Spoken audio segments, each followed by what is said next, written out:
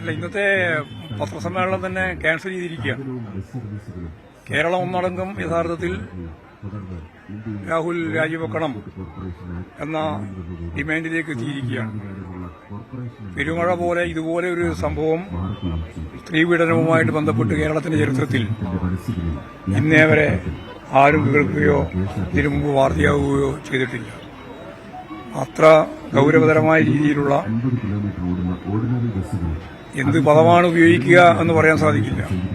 അങ്ങനെയുള്ള ഒരു ഗൌരവതരമായ ക്രിമിനൽ സംവിധാനമാണ് ഇവിടെ നടന്നത്. അതിനെതിരായി കേരള ജനങ്ങൾ ഒറ്റക്കെട്ടായി കക്ഷി രാഷ്ട്രീയത്തിന് അതീതമായി നിൽക്കുകയാണ്.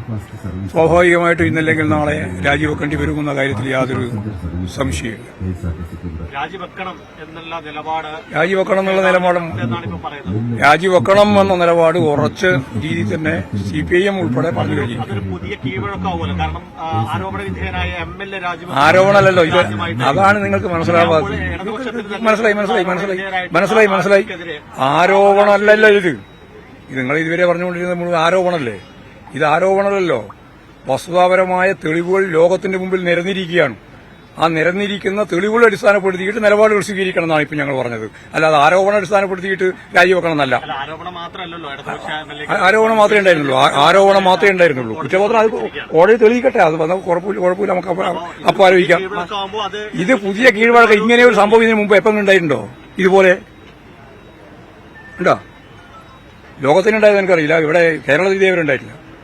ഇപ്പൊ 3, 4, 5 ആയിട്ടുണ്ട്. ഇനി 6, 7 ഇനിയും വരാൻ പോകുന്ന പറയുന്നത്. അതിൽ ഗർഭചിത്രം ഉൾപ്പെടെയുള്ള നിരവധിയായ കാര്യങ്ങളാണ് പുറത്തു വന്നിട്ടുള്ളത്, തെളിവായിട്ട് വന്നിട്ടുള്ളത്. ഇനി ആരോപണമായിട്ട് വന്നൊരു കടലാസ് വന്നതല്ല.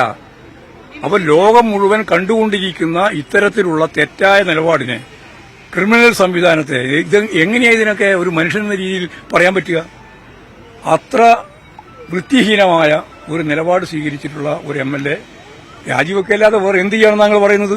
അദ്ദേഹത്തിന് എങ്ങനെയാ ജനപ്രതിനിധി എന്ന രീതിയിൽ ജനങ്ങൾക്ക് ഇടയിൽ ഇറങ്ങാൻ സാധിക്കുക? ഈ പറഞ്ഞതും കേട്ടതും മുഴുവൻ മനസ്സിലാക്കിയിട്ട് പിന്നെ എങ്ങനെയാണ് ഒരു MLAക്ക് രംഗത്തിറങ്ങി പ്രവർത്തിക്കാൻ സാധിക്കുക? അതുകൊണ്ട് അദ്ദേഹത്തെ സഹായിക്കാൻ നല്ലത്, അദ്ദേഹത്തെ വ്യക്തിപരമായിട്ട് തന്നെ സഹായിക്കാൻ നല്ലത് രാജിവെക്കുന്നതാണ്. അതാണ്. പക്ഷേ KPCCയുടെ വർക്കിംഗ് പ്രസിഡന്റ് കൂടിയായ വടകര MP ഇത്ര വലിയൊരു വിഷയത്തിൽ, സമൂഹം മുഴുവൻ എതിരായി നിൽക്കുന്ന വിഷയത്തിൽ പ്രതിരോധം തീർത്ത് രംഗത്ത് വരുന്ന കാഴ്ചകൾ അല്ല. ഇത് ത്രിമൂർത്തികളാണല്ലോ ഇതിലുള്ളത്. ഇവർക്ക് 3 ആൾക്കും ഇതിൽ കൃത്യമായ ബന്ധമുണ്ട്. ഷാഫി പറമ്പിലുണ്ട്, അതുപോലെ തന്നെ രാഹുലുണ്ട്, VD സതീശനുണ്ട്. ഈ സംഭവം മുഴുവൻ അറിഞ്ഞിട്ടും അറിയാതെ പോലെ നടിക്കുകയും അവർക്ക് പ്രൊമോഷൻ നൽകുകയും ചെയ്തിട്ടുള്ളതാണ് KPCCയുടെ ഏറ്റവും പ്രധാനപ്പെട്ട നേതാവായിട്ടുള്ള പ്രതിപക്ഷ നേതാവിന്റെ ഏറ്റവും വൃത്തികെട്ട രീതി. ആ രീതിയെ ശക്തിയായിട്ട് ജനങ്ങൾ എതിർക്കുന്നുണ്ട്.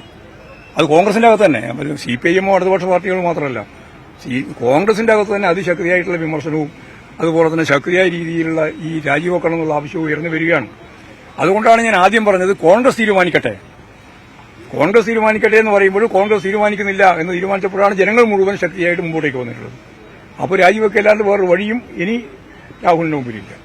മനുഷ്യാവകാശ കമ്മീഷൻ കേസെടുത്തിട്ടുണ്ട്. ഇനി കേസ് വരും. ഇതുപോലെ ഒരു പെറ്റീഷൻ കൊടുക്കേണ്ട കാര്യമില്ല. ഇത് മുഴുവൻ തെളിവായിട്ട് ജനങ്ങളുടെ മുമ്പിൽ, ലോകത്തെമ്പാടുമുള്ള മനുഷ്യന്റെ മുമ്പിൽ വന്നു കഴിഞ്ഞിരിക്കുകയാണ്. പോലീസ് സ്വമേധയാ കേസെടുക്കും. പരാതിയൊന്നുമില്ലെങ്കിൽ പോലും സ്വമേധയാ കേസെടുക്കും. അത് പോലീസിന്റെ കാര്യം ഞാനല്ലോ പറഞ്ഞത്. അങ്ങനെ വേണമെന്നുള്ള അഭിപ്രായം ഉണ്ടോ താങ്കൾക്ക്? എങ്ങനെ? അങ്ങനെ പോലീസ് സ്വമേധയാ FIR ഇടണം എന്നൊരു നിലപാടുണ്ടോ? സ്വമേധയാ FIR ഇടണം എന്ന നിലപാട് നമ്മൾ ഇതുവരെ പറഞ്ഞിട്ടില്ല. അല്ല, അതാ ഞാൻ പറഞ്ഞത്. ഇതുവരെ പറഞ്ഞിട്ടില്ല. നിങ്ങൾക്ക് എന്താ ഉദ്ദേശിക്കുന്നത്? അതുകൊണ്ട് ഉത്തരം. അതുകൊണ്ട് എന്തുത്തരം ഉദ്ദേശിക്കുന്നത് മനസ്സിലായില്ല.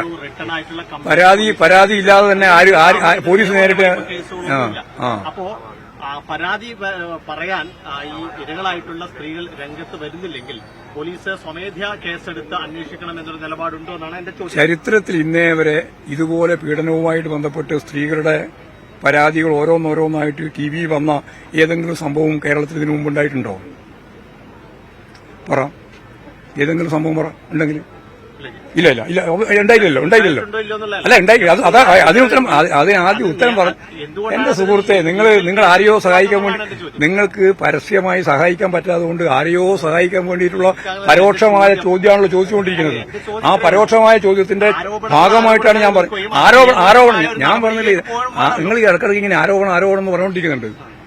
തെളിവുകളാണല്ലോ മുമ്പിൽ ഇറങ്ങി വന്നുകൊണ്ടിരിക്കുന്നത്. എന്ത് പിന്നെ ആരോപണം എന്ന് പറയുന്നത് കേസെടുക്കാത്തതാണ് എന്റെ ചോദ്യം. ആ ചോദ്യം വളരെ കറക്റ്റായ അതാണ് ചോദ്യം. ഞാൻ ചോദിക്കുന്നത്. എന്നാൽ അതിനടിസ്ഥാനപ്പെടുത്തിയുള്ള നിലപാട് ഗവൺമെന്റ് സ്വീകരിക്കുമെന്ന് പ്രതീക്ഷിക്കാം. Okay, thank you. ഉത്തരം ശരിയായില്ലേ? ചോദ്യം ശരിയായാൽ ഉത്തരം ശരിയാവും.